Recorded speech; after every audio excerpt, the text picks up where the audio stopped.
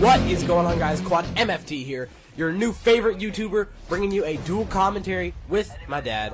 Hello, son. Hello, father. So what have we got going on here today? Just a really old gameplay that I actually had saved up on my HD PVR and my my hard drive. So it's really long. It's like 10 minutes, 50-something seconds. And I'm not sure how well I do. As you can tell, I'm using the troll guns, which are the FMG9s. I've changed my ways. I don't even know what level I am. I'm probably a pretty low level. And assassin. So, you know, I don't use that anymore. I use a pistol instead because I prefer the pistol. I feel like I can snap on someone really fast, and it pulls out really fast, especially with Sleight of Hand Pro, because if you guys do not know, the Pro version of Sleight of Hand makes you pull out guns faster. I'm using the MP7, rocking suppressor and rapid fire. Probably my favorite gun in the game. Well, I know you get more kills in this game than I get in like 5 games, so you tear it up here. Yeah, well, sort of. I mean, it's not the best kill-to-death ratio. It's like a 7.1. Yeah, well... Mine's sure. always starts. My kill to death ratio always starts with something that says point. So you know, it's a little bit different than yours. But I'm trying to learn. I'm trying to learn to be patient. I'm trying to learn to just patrol an area, not to just rush to B or rush to whatever. So although I have to say that I have to give props to MW3, they did change the spawns, at least in domination. So I feel like it's a little bit easier to approach my enemies. Still not good at my aim down sight. But hey, I was thinking we could talk a little bit about our trip earlier this year when we went to Brazil, because it's been sticking in my head, man. It's a different country, it's a different world. What do you think? It was a very, very new experience. I actually killed myself with the critter right there for you guys, because I just wanted to do that just to show how pro I am. Yeah, does that count as like a part of your double kill, or was that actually a triple? That was a double. Oh, okay. Well, count you? If I count me, then Yeah, I got a triple. I got a triple kill, guys. Okay, no, I gotta say, when we went to Brazil, I was expecting my son would be like, wow, this is amazing. It's a different country, different money, different language, all these different things. I hope he finds there's some real value, and he knows that America is really a wonderful place, and other countries really aren't quite as special as America. But on our plane ride over, I realized the most valuable thing that he loved, and that was the fact that we got Dish on-demand satellite while we were traveling. That was awesome. Yeah, I mean, first plane. of all, okay. Every once in a while, there's a strong wind in my house, and my dish, you know, obviously gets moved by the wind, and we lose a little bit of reception. How is it that we can travel? What is it, like 500 miles an hour, and they don't lose reception at all? I mean, come on. I have to admit, I was kind of impressed too. I paid the extra, whatever it was, $7.99 or whatever, and we watched it the whole way to Brazil. That's when we weren't asleep. So we arrived there, and did you know, the first thing you notice is the fact that they obviously don't speak English. Pop quiz. What do they speak? They speak Brazilian. Yes, Brazilian, or commonly known as Portuguese. Portuguese. Yeah. Which I know a little bit of Spanish, so I was able to get around, but we really had interpreters there that helped us along the time. Yeah. It was pretty. It was kind of cool. I mean, It was different, definitely different. It was definitely different. You know, obviously the time zones are all different and everything. But you know, we arrived there. Extremely humid, like no other. Yeah. Like you walk outside and I wear glasses, and the glasses would steam up. And it was a lot different than the West Coast. So, but the other thing we realized is that it is different. We some guys was giving us a tour around, and he told us about when. Basically, he pulled up to a stoplight, and guys pulled him out of his car, and they grabbed him. They took him hostage, and you'd think his wife would, you know, be able to just call the police and get help, but they really didn't care. And so that's apparently what they do in Brazil. Yeah, so let's explain the police. It's completely different from how we have police here. They're on, most of the time, I'm pretty sure they're on our side. You guys may not feel like that sometimes, but they're on our side. Compared to Brazil.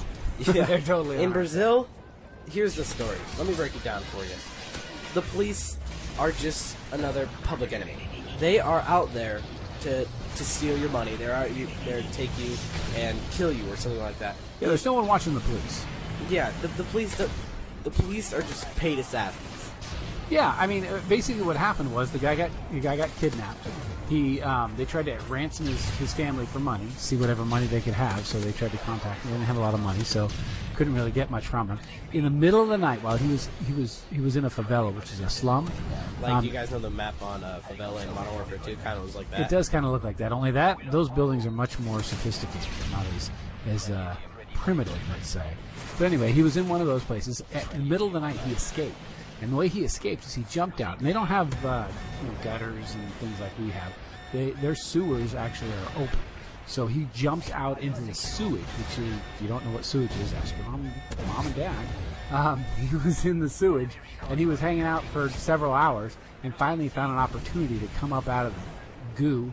And when he did, he ran to the police station and said, "Hey, these guys, they just kidnapped me. They're obviously bad gangster types. I can take them to you, and you can arrest them." And the police said, "Well, how much money you got?" He said, "I don't have money." He said, "Well, then just go home." So the police did not care. They offered to if he would have given them enough money, they would have gone out and just killed him. Yeah, they said we'll go kill him if you want, which is like what? I mean, this is one of the police. I mean, sometimes maybe our police feel like they want to, or we would want them to, but our police don't really, at least traditionally, work like that. So that was really an amazing story, and it made you realize that we talked to some other people that brought their kids there. Yeah. And they said, if something bad happens, don't go to the police. Come to us, and we'll figure it out. Whereas usually when I'm raising my kids, I'm like, hey, if something happens, go to a guy in a uniform with a gun and a badge, and he'll make sure that things happen right for you. What if the guy in the uniform is like in Al-Qaeda? Yeah, exactly. Well, that's kind of what it was. Is the gangs have their own rules, and the police have their own rules, and they kind of equally ignore each other or decide who's going to rule the world. So you can't really trust the police to go, all right, well, we're going to do it right, or at least when people are looking, we're going to do it right. So yeah, that was the first thing. So we were always very cautious. Yeah, tell them about the time where we were in the favela and how they like missionaries and yeah, we were fortunate. And so they liked us. We were in the ghetto of the ghetto of the ghetto of the ghetto at night. And normally you don't go to the favelas. As a matter of fact, I've heard something recently where they're like, yeah, that's fine, go to Brazil, but don't go to the favelas. Well, we spent almost all our time in the favelas because we were hosted by some missionaries who we were kind of learning what they do and talking to them and stuff like that. And so we went to the favelas, and we wore our little T-shirt that said we were with the mission, and we hung out with the missionary people. Yeah, and it's also considered to be the third most dangerous place in the world where we were. Yeah, the favelas. Yeah, and one of the top one, if not top two areas of poverty. But anyway, so we were hanging out there, and at one point in the night we were walking around the streets, and they're like, don't put away the camera, don't take pictures, don't take video, because those guys right there, 4 feet away from you, they're selling drugs. And if you take a picture of them, they're part of the gang, and they're going to take the money. So like, okay, we'll keep the cameras away. Yeah, there was like 4 of them. Yeah, so I mean, there was teenage guys doing business, but man, they're hooked up, man. They're connected. They would have killed us if they were taking pictures. Because it's YouTube. I don't know how that's works. I'm sure people could put stuff on YouTube somehow. Anyway, so the other thing they like to do is when we first got there, at the first night, they took us downtown. And downtown there's prostitution, and it's actually sponsored by the police, which is annoying because it's, I guess, legal there if the police sponsor it.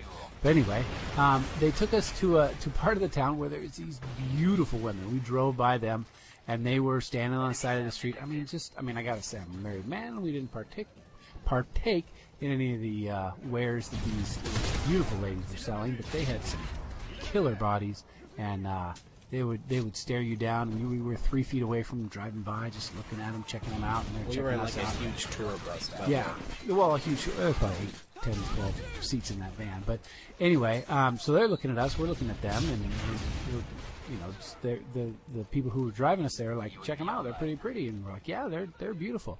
And then the next thing they tell us is that they're not women, they're men. So there were these transvestites that. They were nice up top, but down below they had their twig and berries, and if you were going to participate in some activities with the ladies, you would find out that they were not ladies. Yeah. So that was a startling thing. People would have decided to buy what they were selling, they would have been sorely surprised. So yeah, when we went, what's that movie that came out right after that that was like set in Brazil? Oh, it's called Fast 5. Yeah, so that was kind of cool to see after we'd been there. Yep, second one this game. Does it take 3 to shoot those down? 2 to shoot those 2, down? that's AC-130. That's what I use now. AC-130, yeah, because I'm always shooting them down. I can't resist, man. I can't shoot people, so I just shoot the airplanes. You walking sand turret. That's me. So yeah. So the other thing we noticed is it was really poor there, man. Some people, they lived in just like they had a 2x4 over their head and metal sheet grate metal, just as their roof, and didn't have running water, and they peed in the outside. And, yeah, it was quite a bummer. But hey, looks like that's about it. So thanks for watching, guys. Always pulling out the victory. Like if you enjoyed it, and always remember to subscribe for more of these dual commentaries and normal commentaries by myself. Later, guys. We are out of here.